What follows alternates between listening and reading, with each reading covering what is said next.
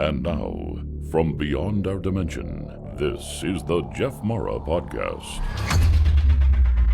Here's Jeff. My guest is Mary Grace, who during her near-death experience was immersed in the love and light of God and was never the same. Mary, welcome back. It's great to have you again. Thank you so much for having me here, Jeff, and giving me the opportunity to share my passion for the paranormal. Well, Mary, we didn't talk about it last time, but today I've got you here to talk about your NDE. So let's start on the day you died and go from there. Okay, well, I usually like to lead up a little bit to the day before I died because that explains what led up to it. And I like to start out by, unfortunately, start out where I hit bottom in life. And I think a lot of people have been there, you hit bottom. And my rock bottom was at that time, and this was in 2001, I was sick with two incurable illnesses, lupus and epilepsy. And because of that, I was slept all the time. I was very sick. And for those who don't understand that, lupus is an autoimmune disease, so your body is kind of slowly killing itself.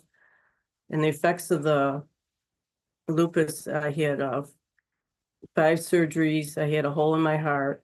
I had 5 medical doctors that I saw on a regular basis. And I was on 24 different medications. So physically, for the effect of the seizure disorder, I had between 5 and 6 seizures a day. So physically, I was alive, but I wasn't living. And I was dying, but I wasn't dead. And then mentally, I was severely depressed from just recently losing my mother, and losing my social life and everything else. And spiritually, I was just already dead.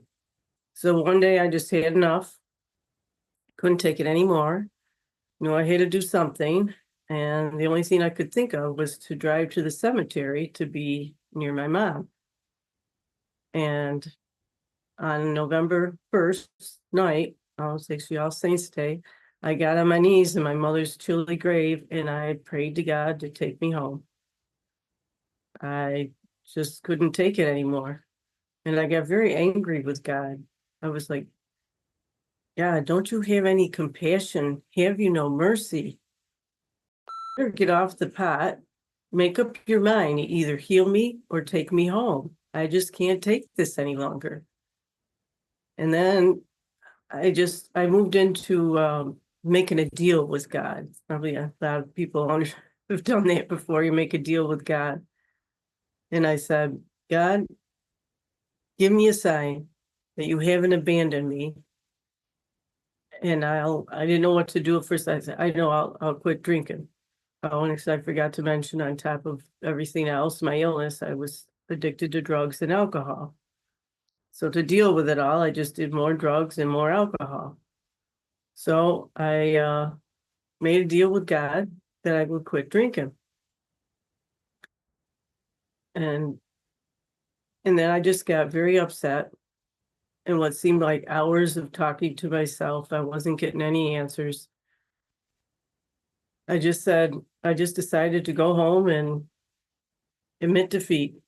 I was just crying and sobbing and everything, getting no answers. But the next day, I got my sign from God. I had what's known as a near-death experience. And what events that led up to that is that I decided the next day that I would go drive to the city of Rochester in New York. It's about 40 miles north of me. I live in the country. To buy this book from John Edward. It was One Last Time.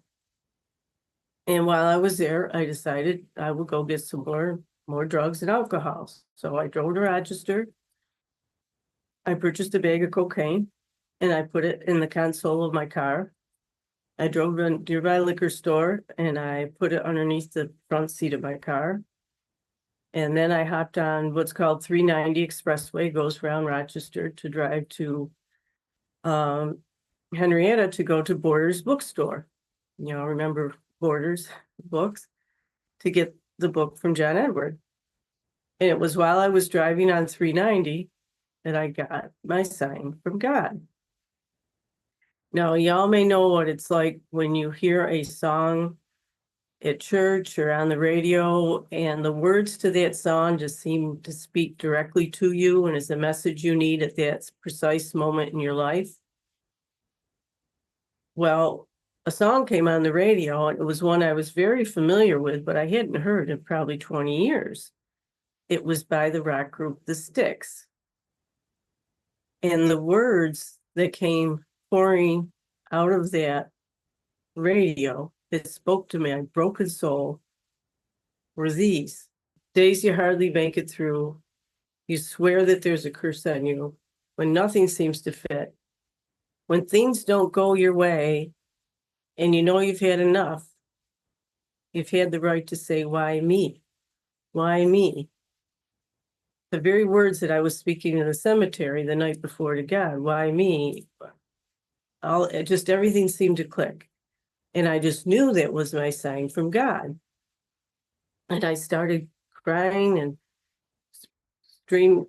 tears streaming down my face. Thank you, God. Thank you. Thank you for not abandoning me. And at the same exact moment, I felt an electrical shock go through my body. And it was if I was struck by the proverbial lightning bolt of God. And it was only later on that I found out what most likely was happening at that moment was I was experiencing cardiac arrest. But I didn't know that at the time, and I was so happy. I got my sign from God. I'm driving the car. I'm crying. Thank you, God. Thank you. And I was right near my exit on the expressway, so I pulled off, and right there was the bookstore. Pulled in the parking lot of the bookstore and parked the car. And I happened to notice the time on the clock was 5:15 p.m. So I shut the car off and I just put my head back against the headrest. And I'm crying, tears streaming out. Thank you, God. Thank you. And the next thing I know, I'm floating up, up, up into the most brilliant, most beautiful white light.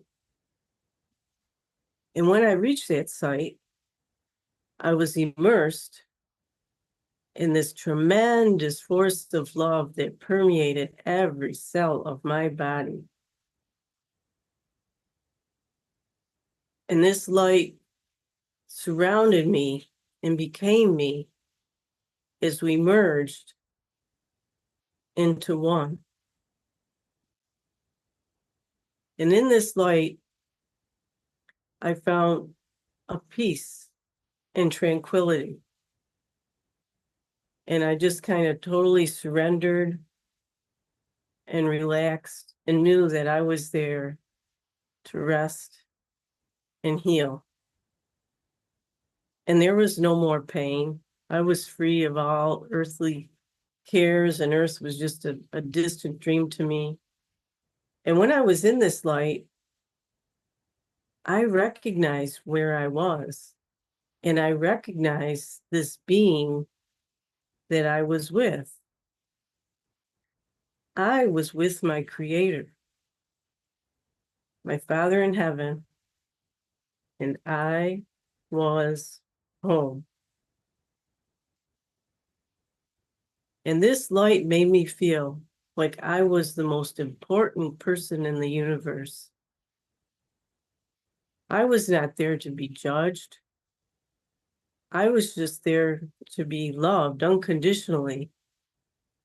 And there was no condemnation and judgment for concepts that did not and could not exist in this all-encompassing light. And as I was in that light, the next thing that happened is I had what is commonly known as a life review. I'm not going to get into all the details, but the important thing to know is that I was shown scenes where people had hurt me, done hurtful things to my life, in my life, and I knew that they were just there to help me on my spiritual growth, my spiritual path.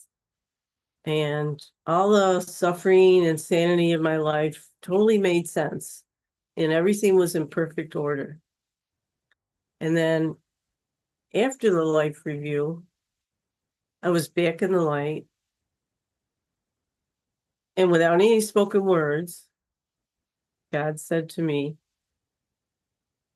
I have done all that you've asked of me. I gave you a sign that I had not abandoned you, and I brought you back home.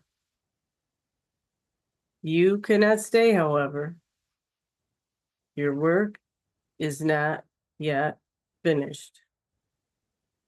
And in response, I was okay with that decision because I knew that it was the right thing to do. And there's nothing that I wouldn't do for anyone that loved me that much. And so with that thought, I felt myself being pulled backwards from the light. And the next thing I knew, I was sitting in my car in the parking lot of Borders bookstore. And the first thing I noticed was I was in a state of euphoria. I felt like on such a great high, a high that I've never ever received from any earthly drugs I ever tried.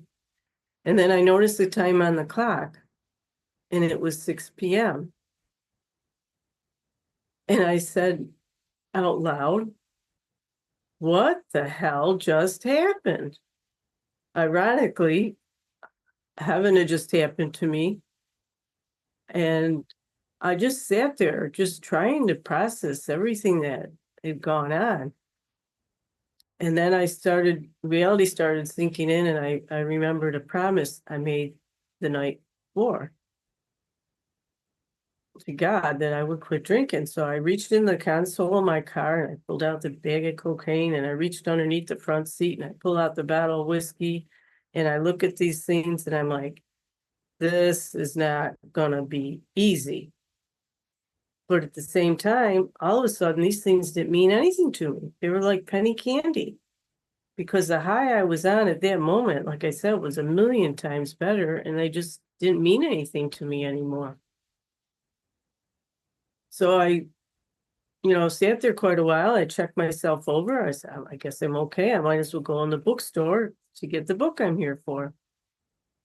And so I opened the car door. And when I stepped into that parking lot, I soon realized that the world I stepped into was not the world I had left 45 minutes earlier, because everything had changed. And the first thing I noticed was, as I walked across the parking lot, I felt like I was floating.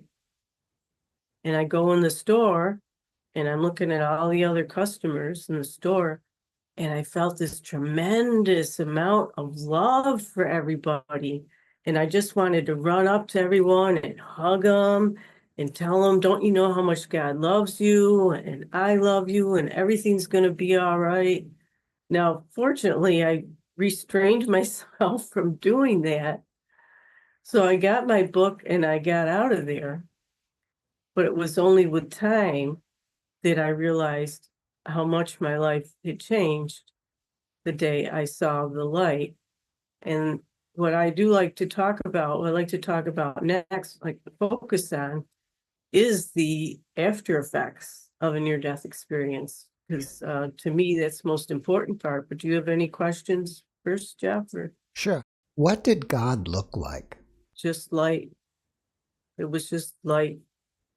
Yeah, there was no discernible face or anything. It was just light, like looking in the sun, I guess. But it didn't hurt your eyes. After witnessing your life review and seeing all the suffering that you had been through, did you still feel like your life was perfect? Yeah, just I was shown that everything made sense. And I guess this was all part of my plan, and things that I chose to, challenges I chose, and things I chose to overcome and endured and was able to get through. After your near-death experience, did you notice you had any new abilities that could be considered psychic? Yes, yeah, that was one of the things I wanted to talk about. My psychic abilities just it exploded. I found spirits communicating with me, and I could communicate with spirits, and I could talk with my angels and guides, talk with my deceased mom, and spend quite a bit of time just talking in the spirit world. And one of the first things I noticed that like I said, I had this, my heart was overflowing with all this love for everybody and everything. And I felt connected. I was like, I love the homeless person on the street as much as I love my husband, and I love the trees and the animals as much as I love my family and friends. And was known as I guess a unitive experience. And felt at one with everything. And because of that, it was like, I can't even hurt an ant. I can't hurt anything because I know that we're all one. And if I hurt that ant or that fly, that if I killed that, I'd be hurting myself and God. And so that led to a lot of different things. But one of as part of the unitive experience, I found that I could merge with anything that I focused my attention on. For example, it's now having a lot more energy afterwards and take walks to the lake. And I found if I could merge with the eagle or bird flying overhead, that I could feel what it was like to kind of just float on the breeze or catch a thermal. And if I focused on the geese that were sitting on the lake, I could feel what it was like to just kind of bob up and down on the waves. And in this wintertime, I could just merge with a snowflake and feel what it was like to gently fall to the sky, from the sky, in a sense of peace and joy. And I was like, who knew that snowflakes were joyful? But they really are. So I just started spending all my time learning. This whole new world opened up to me, things that I could merge with and become one with. And yeah, and then one day it was like I was spending all my time with, I felt like I was obsessed and possessed by God. And I didn't know what was going on. But then one day I had this epiphany because I could feel this like presence in my chest. I could feel this living presence inside of me. I thought, well, if God's in me, he must be in everyone else too. Well, they didn't teach me this in religious education. They taught me that God was separate from me. He was in heaven. And the only way I could be with him was to follow all the church rules. So now my religion wasn't making sense to me anymore either. And so those were some of that. On a good note, I started having all this energy, but before I could hardly get out of bed, I was walking to the nearby lake, like a half a mile every day, walking my dogs to the lake. And my seizures had completely stopped that day of my near-death experience. And I felt very healthy. I wanted to know what happened to me medically. So I went to all of my doctors. I got checked out. I had new EKG of my heart, new EEG of my brain waves, anti-nuclear antibody tests for lupus, and all the tests came back normal, and even the hole in my heart was gone.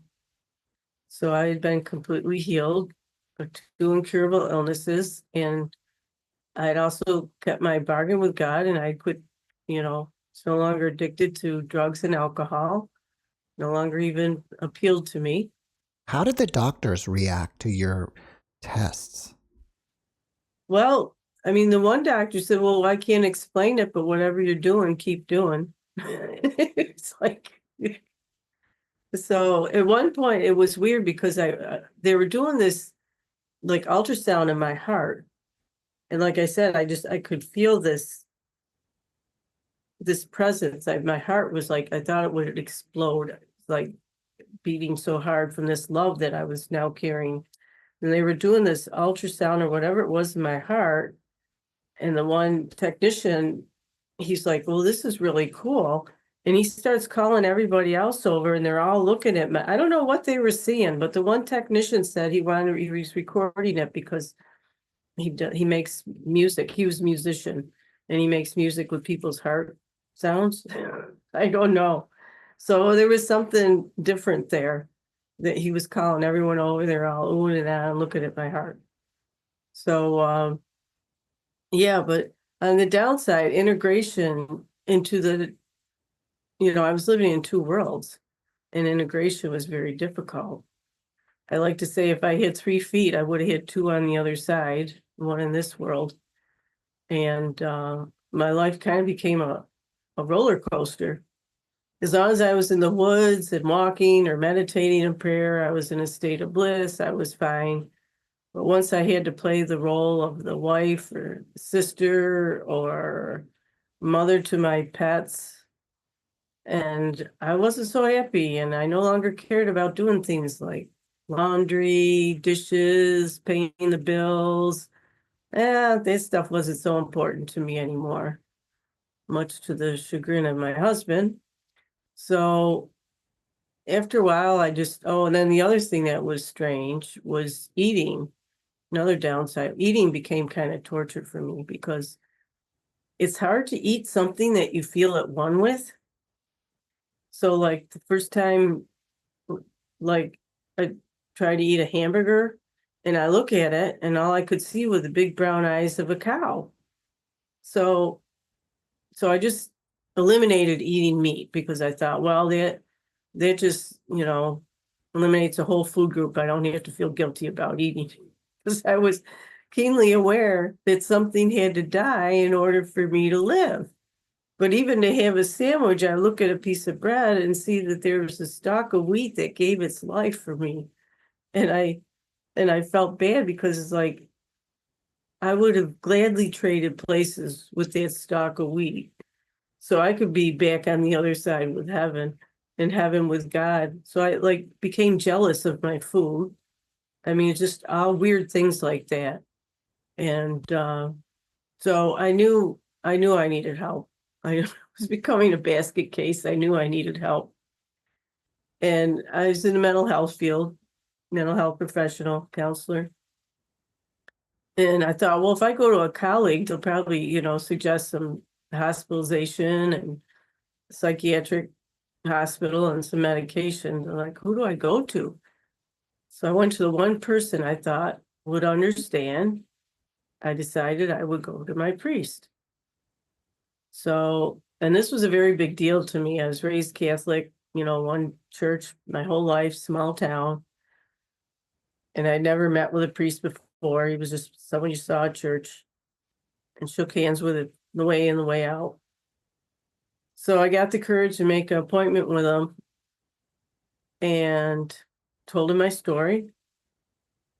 And he listened very kindly. And then afterwards, he got very angry with me. And he said, I was, told him I was communicating with spirits and all that because that all happened to me. And I was opened up and he was like, don't you know that what you're doing is dabbling with the devil? And don't you know it's against church teachings? And then he said, all this stuff, you're hallucinating. He told me it's probably the drugs and alcohol I was on. I was having this hallucination. And then he closed by telling me I needed to find another church. And so I left there. I was devastated. And then I got mad. I got home and then I kind of got mad. And I'm like, who's he to tell me I need to go to another church? Because I've been there for 40 years. And he had only been there for 3 because, they move these priests around. And so I decided next Sunday, that was my church. I had been, baptized there, my first communion, married, everything there. So the next Sunday, I went to church. And the next day, a sheriff showed up at my door and said, by orders of this priest, I was not to set foot on church property ever again, or I would be arrested for trespassing. So I was legally excommunicated from my hometown church. And of course, I was devastated and I didn't understand why, because I thought, if God could love and accept me, why couldn't my own church? Why couldn't my own religion? So, and I had this burning question.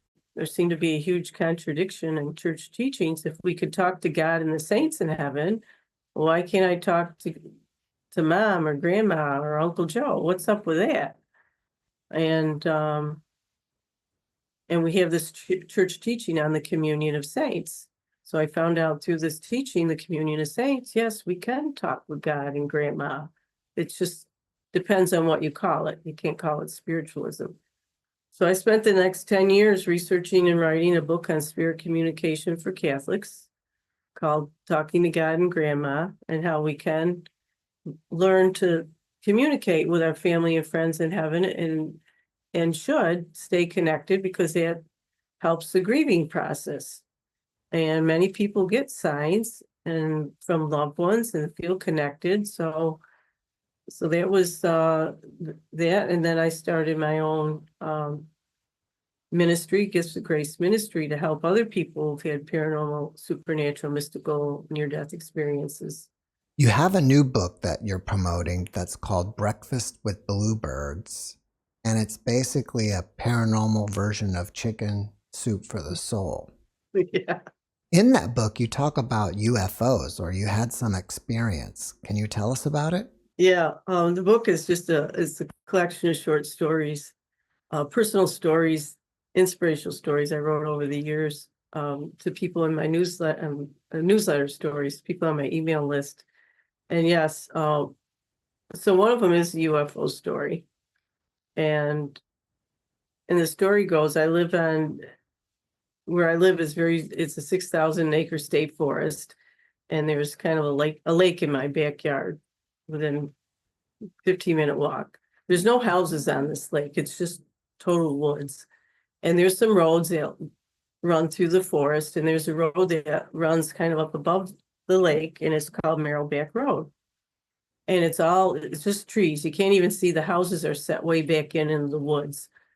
So one night I was coming home from a friend's house, and it lived up on Marrowback Road. It was about 11:30 at night, and I was driving my car. It was a nice summer night.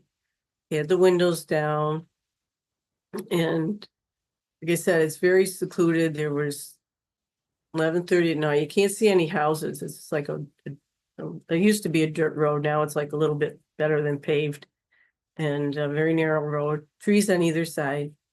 And as I'm driving, I see this orange ball of light that looks exactly like this when the sun sets, and it's that beautiful orange ball of light. And it's exactly what it looked like, only this is 11:30 at night. And it's just above the trees, a little ways ahead of me, maybe a quarter mile. And it was pretty large. It was like, the size of, I don't know, a couple Winnebagos, huge, a lot bigger than my car. And so I'm driving, I'm staring up at this thing. My eyes are transfixed on this orange globe, and I'm driving my car very slowly. And I'm staring at it. And when I got to the intersection, I stopped. And I'm staring at this thing now, just over the intersection, maybe a couple of 100 yards away from me, just the top of the trees. But while I'm driving, I'm praying. I'm like, please God, please protect me, angels and guides, because I really don't feel like being abducted tonight. So I'm saying this out loud, and I get to the intersection, I stop, and I pick up the phone, I call my husband. And I got his voicemail. And I'm like, Bob, if I'm late coming home tonight, it's probably because of the UFO I'm staring at. And that was it. And there's this interesting phenomenon where people don't take pictures of UFOs. It happens all the time. Here I've got the cell phone in my hand. I'm making a phone call. Do I think to take a picture? No, because they get in your head. They get in your head as soon as you see them. And this happens time after time. that people will have a camera around their neck or whatever and just don't think to take a picture. So I didn't, and I'm just staring at it, and there wasn't much else to it. I'm just staring at it, and it just kind of evaporated. It just slowly disappeared. It didn't shoot off or anything like that. It just disappeared. And that was it. And the whole thing probably lasted, maybe 8 minutes. But yeah, and that was the one I wrote about. And I kind of, in the story, I elaborated by talking about how I wondered about the aliens and what they're like, and the lessons that we can learn from them. And I kind of wondered like what kind of foods they eat and what stories do they tell their children, and when they do come and appear, how are we going to react as a human species? Are we gonna give them gifts, or are we gonna react with guns? And I think a lot of that tells more about us than it tells about them.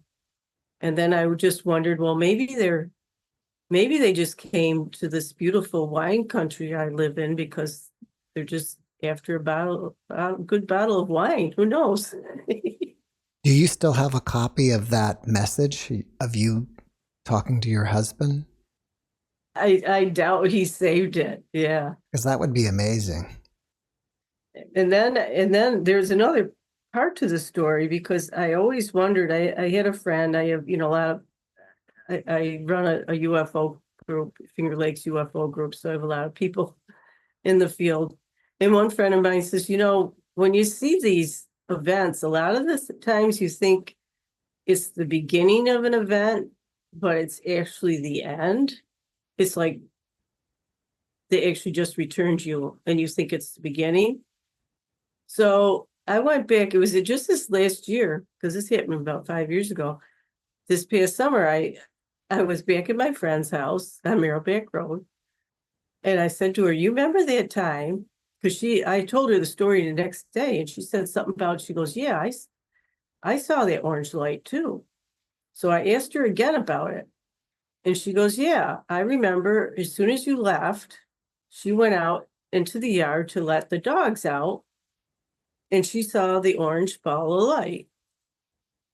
So to me, that would have been, I was down the road, she saw it, it would have been behind me. But when I saw it, it was ahead of me. So I always wondered if there was some missing time there. And I kind of got that confirmed from her that there might have been, because I called my husband, so there's a timestamp. I knew there wasn't missing time there. But from the time I left her house to the time I ended up at that intersection, I don't know. I don't know what happened. Have you considered getting hypnotized to see if you can recall any missing time? Yes, I have. There really isn't anyone in our area that does that. And for that reason, I started doing guided meditations. I'm not a hypnotherapist. I don't do hypnotherapy, but I do guided meditations to help people. Well, I've been doing that for years to help people connect with loved ones on the other side. So now I've been doing it to help people connect with their family and friends that are on spaceships. So, and I've tried to self-hypnosis, and that just didn't work. I got this like black wall there. So yeah, I know there were some people, I found there was a woman in Toronto, and there was some, I've read all the works of Yvonne Smith and Dolores Cannon and became very familiar with them. But yeah, I guess it's having, the time, the money, and the resources to go to somebody. I guess they do it through Zoom now, but I don't know if, I guess I've been kind of on the fence about that. A significant number of my near-death experiencers start having some sort of contact with UFOs or ETs afterwards. Have you had any other contact? Yes, I've had some up close and personal ones, which, You mean up close and personal with an ET? well, I guess I'm going to come out of the closet a little bit about this, because I haven't shared it with anyone, my family, friends. I did not see it. I did not consciously remember seeing the face of an ET, but I had experiences in my bedroom. And one of the first conscious, wake experiences I remember is being in bed and hearing a whooshing sound come from the window and seeing a white light, like a beam of light, come down into my bedroom at a 45-degree angle. And I remember because it was weird because it stopped before it hit the floor. And then a black pyramid appeared in my room at the foot of the bed. And I just remember laying there saying, oh no, I guess this is really happening. And I was frozen in fear. I couldn't move. And it seemed like the whole bedroom became a black pyramid. It was like then I kind of was in it. So, and that was all I remember.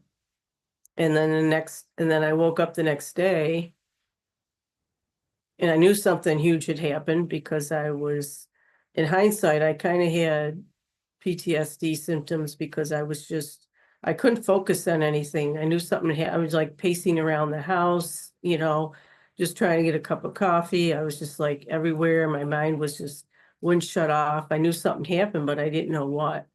And I remembered, I just didn't know, I don't know exactly what happened. And I had a couple other encounters that were similar to that. When I was sleeping in a sunroom in our house, it's downstairs. Last year I was laid up with a bad knee, so I was sleeping in that room because it was closer to the bathroom. And again, I woke up terrified. Everyone says it's the key, you wake up terrified. I didn't know what happened, but I looked out the window and there was and this was probably early, maybe 5 a.m. when I became aware, because it was still dark out, and there was this white glowing sphere in my backyard, in the one corner of the backyard, about 50 feet from the house. And so just a couple experiences like that, and then just waking up in weird situations. So I don't have really a clear conscious story to tell, no conscious memories of actually seeing an ET, but I said I've read enough stories, heard enough, I kind of get the gist of what happens. But at the same time, I'm a spiritual teacher. I'm very into this great awakening, the shift that's going on, and knowing that on a spiritual level, that we're here working with aliens, and contactees are ambassadors of sorts, trying to bring in the shift into the new world, into our humanity. So I see it from two levels. On the physical level, I experience being terrified. And on the spiritual level, I understand that, and especially through my counseling and regressing people and meeting some very highly spiritual beings that are aliens, but very high master teachers. And I've received messages through them, through my clients that I was regressing. So there's a lot to it. There's a lot to it. And it's not all bad. I think any civilization is a kind of reflection of ours. There's good and bad, but I always like to think there's a lot more good in the world than there is bad. And the same with ETs. And they're here to help, I believe, keep us from blowing ourselves up. Do you think that your contact with them is a result of your NDE? I think it's all related. Yeah, I think the NDE really expands your consciousness and opens you up. So you're then aware of different levels of reality. You can communicate with spiritual beings, and metaphysical level, with the aliens. And I, at this point, chose not to try and meditate and speak with aliens like a lot of people do. And there's a lot of channelers I follow, like Bashar, Daryl Inca. And so I like to listen to their messages that are usually positive. If people want to find out about your books, do they go to a website or Amazon? Both. Can I flash my books? Of Can I course. just, Sure. yeah, this, the near-death experience story I told in a book on spirit communication for Catholics. It's in this Talking to God and Grandma, Mystics, Mediums, and the Communion of Saints. They're both available on Amazon. And my Paranormal Chicken Soup for the Soul, with a shout out to Jack Canfield, is Breakfast with Bluebirds. And yeah, and I do want to mention about bluebirds, because a lot of people, the title story, Breakfast with Bluebirds, I'm a big bird lover, love birds, and bluebirds are my favorite. And every year I look forward to them coming every spring to one of the nesting boxes. I have 14 on our property.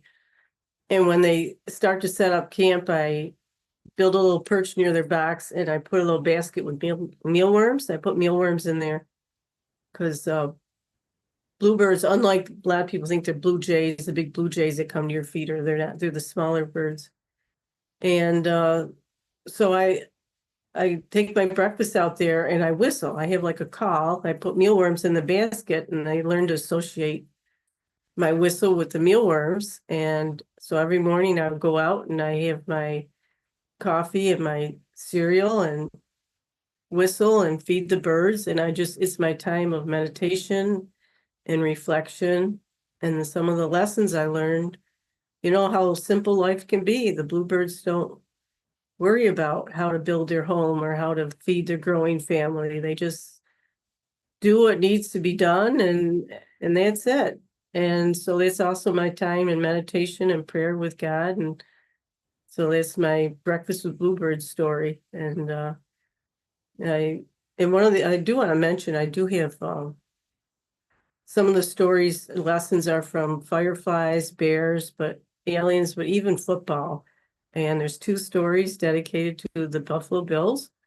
But that's more about life lessons from football, big football fan, and how the Buffalo Bills, or whatever your favorite team is more than just a team. They bring your family and your friends together for a common hope and cause. And there's food and family and fun, but the lessons that we learn, from get inspired by these football players. Life is full of drop kicks and penalties and injuries, but you just got to keep getting up over and over and over again.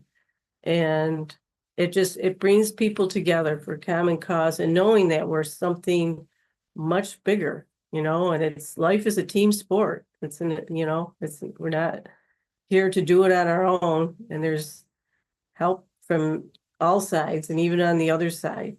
And so that's one of the stories I wrote about. Well, what's the name of your website? Oh, it's www.giftsofgraceministry.org. It's a site, and there I have all kinds of, links to my classes and things I teach in the books, more information, and the monthly UFO meetups I have in the Finger Lakes. After watching this podcast, people may want to reach out to you and ask you questions. Are you open to that? Oh, sure. Yeah. Yeah. I do spiritual counseling. So, yeah, it's What's one of my things I'm here for. If anyone wants any counseling or questions, go to my website. I'm very easy to get a hold of. Call, text, email.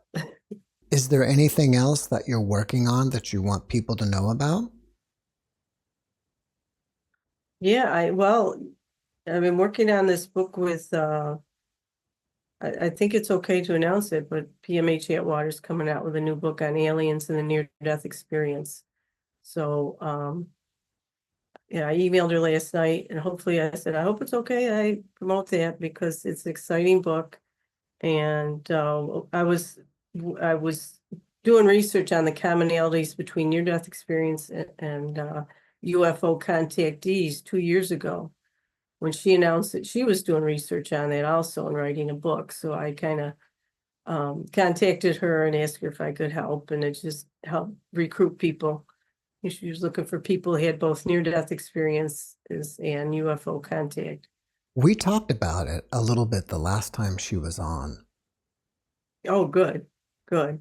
So, she's still in the final stages, revisions, and it'll probably be out early next year or within a couple months. Well, Mary, before we wrap it up, can you leave us with one last positive message? Yeah, I like to say whatever you're going through, whatever problems, trials, just put your trust and faith in God and know that He's got you. You'll get through this. You know, and every time He will get you through this. And what's the worst that can happen? I say you can't even die. You only go to another place, but we're all here, and you're never here alone. You have your angels and guides, and to count on them and to count on God and have faith. And whatever situation is, this too shall pass. You will get through it. Mary, thank you for your message, and thank you for being my guest. Well, thank you, Jeff. Yeah, I really appreciate it. Thanks for watching the JeffMara podcast. I really appreciate you. Another way to show support is through YouTube memberships. And if you do, there are loyalty badges and other perks depending on your level of membership. All you need to do is click the join button underneath the video to find out more. Thank you for your support.